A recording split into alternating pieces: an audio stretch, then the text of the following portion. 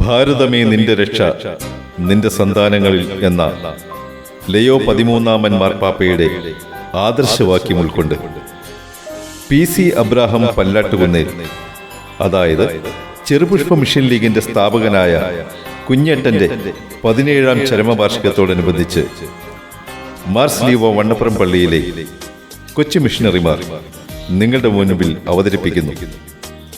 സഭയെ സ്നേഹിക്കാം, ലോകത്തിൽ സാക്ഷികളാകാം.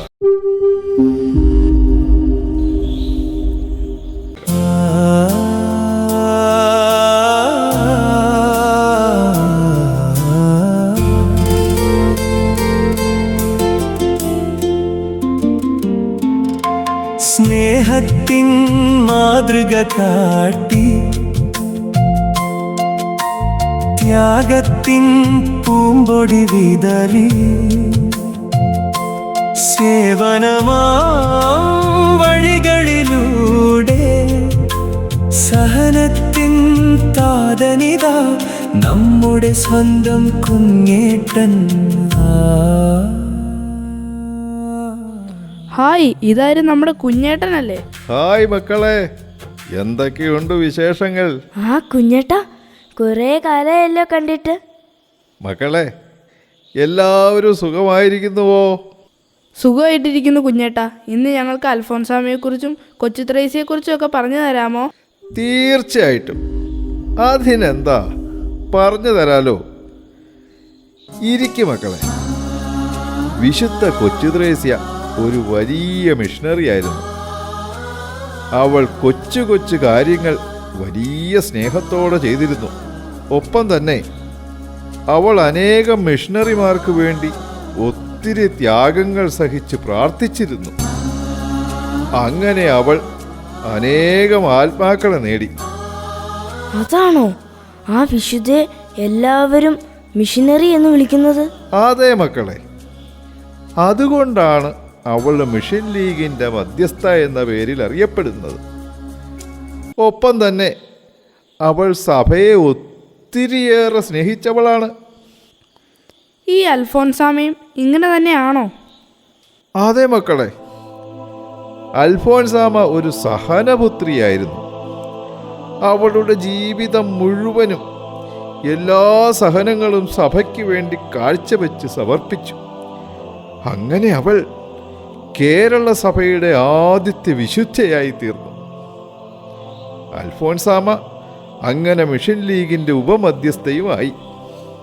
അപ്പോൾ നമുക്കും വിശുദ്ധരാകാമോ? തീർച്ചയായും. ഏതൊരു കുഞ്ഞു മിഷണറിക്കും വിശുദ്ധരാകാൻ പറ്റും. ഈശോയോടുള്ള സ്നേഹത്തെ പ്രതി ചെയ്യണമെന്ന് മാത്രം. അങ്ങനെ സഭയെ സ്നേഹിക്കാനും സഭയുടെ സാക്ഷികളാവാനും നമുക്ക് സാധിക്കും. അതാണോ കുഞ്ഞേട്ടാ?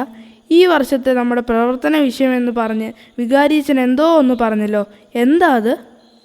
അതാണ് മക്കളെ, സഭയെ സ്നേഹിക്കാം, ലോകത്തിൽ സാക്ഷികളാകാം എന്നതാണ് നമ്മുടെ മിഷൻ ലീഗിൻ്റെ ഈ വർഷത്തെ വിഷയം. സഭയോട് ഈ വിശുദ്ധരൊക്കെ കാണിച്ച അതേ സ്നേഹം കാണിക്കാൻ നമുക്കും സാധിക്കും. നമ്മുടെ ജീവിതത്തിലൂടെയും പ്രവൃത്തിയിലൂടെയും നമുക്കും അത് പ്രകടിപ്പിക്കാം. എന്താ, കുഞ്ഞു മിഷണറിമാർ റെഡിയല്ലേ? അതെ കുഞ്ഞേട്ടാ, അതെ അതെ, ഞങ്ങൾ റെഡിയാണ്. നന്ദി കുഞ്ഞേട്ടാ, നന്ദി. ഓക്കെ മക്കളെ, അടുത്ത ദിവസം ബാക്കി പറയാം. Okay, bye കുഞ്ഞേട്ടാ.